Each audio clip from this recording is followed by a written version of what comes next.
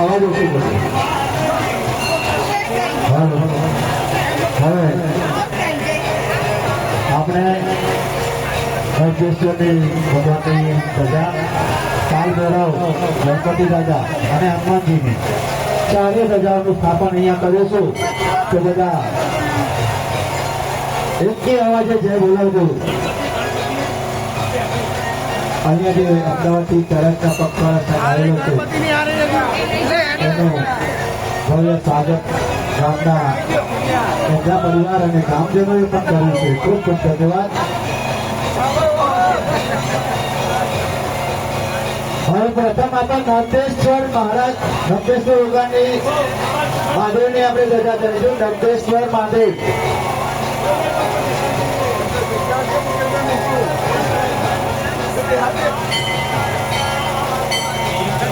નંદેશ્વર મહાદેવ. બીજી બજરંગબલીની ધજાનો તૈયાર કરી રાખો ભાઈ.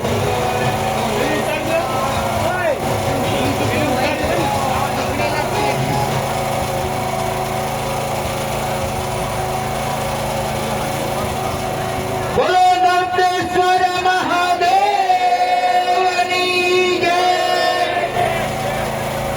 જય. હજી કોઈ પોતાના અવાજથી આમ જોશથી નહીં બોલ્યો. બપોરે જમવાનું છે, ચિંતા ના કરતા.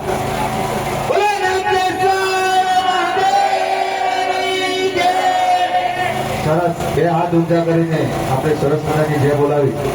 હવે ત્યાંથી જે કાલ ભૈરવની હોય ત્યાં જ હશે ભાઈ. કાલ ભૈરવ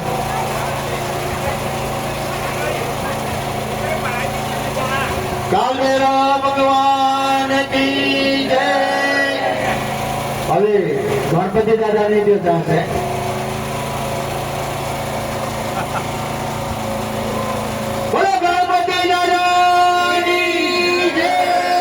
હાથ ઊંચા થતા જ નહીં કોઈના. બધા વાતો પડી ગયેલા છે.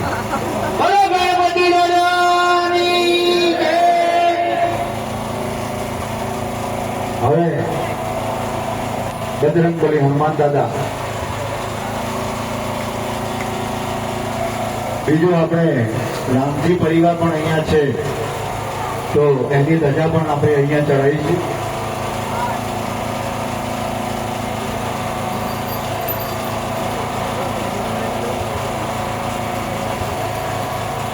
બજરંગબલી હનુમાન દાદાની ધજાનું આરોહણ થાય છે અહીંયા. તો બધા જ બે હાથ ઊંચા કરી અને સરસ મજાની ભગવાનને યાદ આવી જાય. આજે એમની જયંતિ પણ છે, હનુમાન જયંતિ. બોલો બજરંગબલી હનુમાન દાદાની જય.